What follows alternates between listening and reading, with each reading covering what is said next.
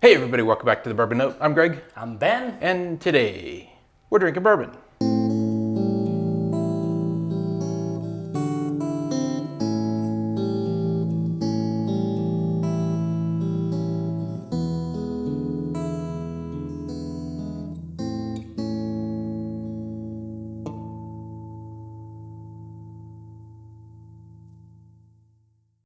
All right, Ben, I know that recently we just did a real basic review everyone has heard of, Wild Turkey 101. Yeah. But, you know, it was kind of an interesting video just to visit one of the basics. Yeah, we're about to step the game up here. Thanks to non-bike riding Dave Vogelsang, sent us a sample generously of BAM Wild Turkey 101 12-year. Super excited about this. I didn't even know it was a thing. I've never even heard of it. It's one of those Travelers exclusive ones, and we probably should have undone the plastic before we started filming. No, everyone enjoys this part. Do you think so he rode his bike across the border? Well, he's non-bike riding Dave. Oh, the non-bike riding Dave. So this one is one of those Travelers exclusive, duty-free only ones. Oh, okay. I did some international travel a couple times last year. Was able to find the rare breed uncut, unfiltered, which is excellent. Thank you but for I did my not, bottle. Yeah, and I did not score a bottle of this. So this is fantastic to have this one on the bar. So from what I understand, it's just 12-year age-stated Wild Turkey 101. I mean, that's so pretty much it, right? That could be like the greatest ever because we love Wild Turkey's, yeah, you know, style. I do like a little bit extra age. Yeah. And so 100 proof is really a nice proof. It's a good sweet spot. It's a good spot. And we love Wild Turkey 101 if you saw our last review. So did you get into the nose yet? Because it's pretty awesome. Although, interestingly enough, I don't normally get much off of the bourbon, like, before I, like, nose it. Mm-hmm. Like, I'm actually getting a fair amount. Like, it's... Like, you mean from before you get right in there, like you're getting it from, from the bar top? Which is curious. And first review of the day, first pour of the day. Yep. So... Oh man, that's rich. Really rich. The cinnamon that I usually get on Wild Turkey 101 is it's there, but it's a little more muted. It works well. There's obviously a nice oak note because it is a 12-year. So it's some sort of, and I don't know exactly what it's called, so I'm gonna do a poor job of describing it. It's one of those dessert breads that has cinnamon in it and maybe raisins. Sure, yeah. And other stuff. But yeah, there's a real rich sweetness, and I have high expectations at this point, I'll be honest. Yeah, I was gonna say a rich sweetness. The caramels are there. Yep, a lot of traditional notes. The brown sugars are there. Yeah. Well, I can't wait any longer. Let's get into it. Cheers.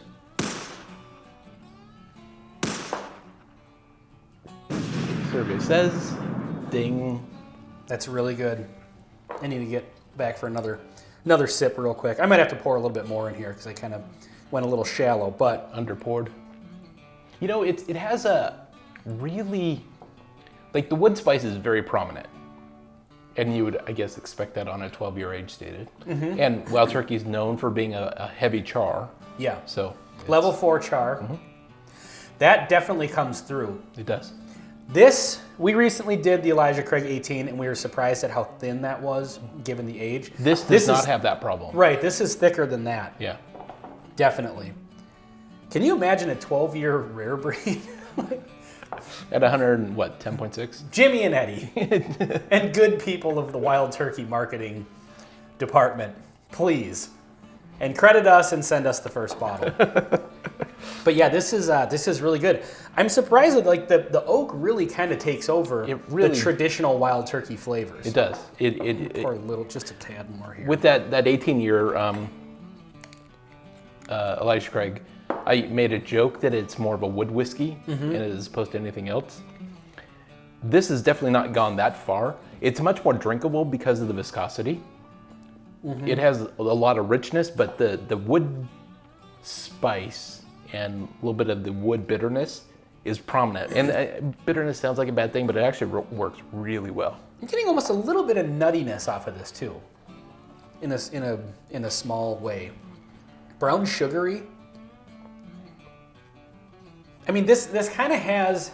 See, I think it's more well, not that I disagree with the nuttiness, but it's more earthy, almost like leather and tobacco kind of notes. It does have a little bit of that. I really feel like this one is not breaking any new ground as far as flavor notes, but it just does them really, really well.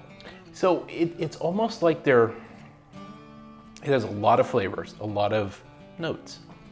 But no single note is super prominent other than maybe the wood spice.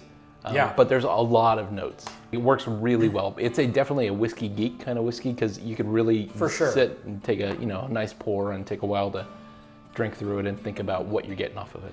I think this is going to warrant a Knob Creek 12 at 100 proof versus Wild Turkey 12 at 101 proof. I mean, put those up against each other. Look out for that video in the future because I think that'd be a great pairing. Dave was actually generous enough. He sent a 2-ounce sample to each of us. So each of us have a 2-ounce sample. And he sent some other stuff that we'll be reviewing in the very near future. So yeah, this is really good. I would definitely pick up a bottle of this. I absolutely would if I were traveling international, but no immediate plans, but maybe someday. I will say this though. I don't know that it falls into like a crazy unicorn level. Well, hopefully, I have no idea, but I'm guessing price-wise, it's not crazy unicorn price. That's the thing. I think it's a fair price, in the 50s, 60s maybe or something like that. So I could maybe try to remember to put it on the screen, but yeah, this isn't like a $150 bottle or anything, so that's another good thing about it. Yeah. But yeah, I just think it takes what it has and it just does it really well. Yeah. It's oak forward for sure. Mm-hmm. So this is one of the ones, and we've had several recently, that every sip is a little bit different. It keeps changing because there's so much complexity there that each note hits your tongue a little bit different and you actually get slightly different things. I would agree, but what I would add to that is like there's a few different flavors going on and every sip, it's not a new flavor, it's just one of those flavors stands out a little bit more. Okay. Like you get this kind of, grouping of like the wood spice and the caramel and the brown sugar, a little bit of that nutty vibe. Yeah. And in one sip, the brown sugar really comes out, and on the next sip, the oak spice really comes out. I would say that one's the most consistent, is the oak spice. But yeah, it's kind of interesting in that regard. Like it just kind of keeps, each flavor note just kind of showcases itself a little bit different in each sip. So yeah, this is really good. It's very, very good and very generous.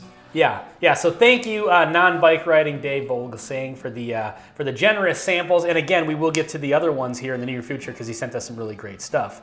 So awesome. If you see this one in the duty-free shop, grab one. Yeah, I mean, what would you pay for this? I think it really drinks quality and it's really unique. So if you're a whiskey geek, looking for something kind of interesting, not everyday kind of like common stuff. If it's in maybe like the $70 range, I think so. Sub 70, yeah, fair enough. All right, well, this has been Wild Turkey 101 12-year on the Bourbon Note. I'm Ben. I'm Greg. Till next time. See you next time.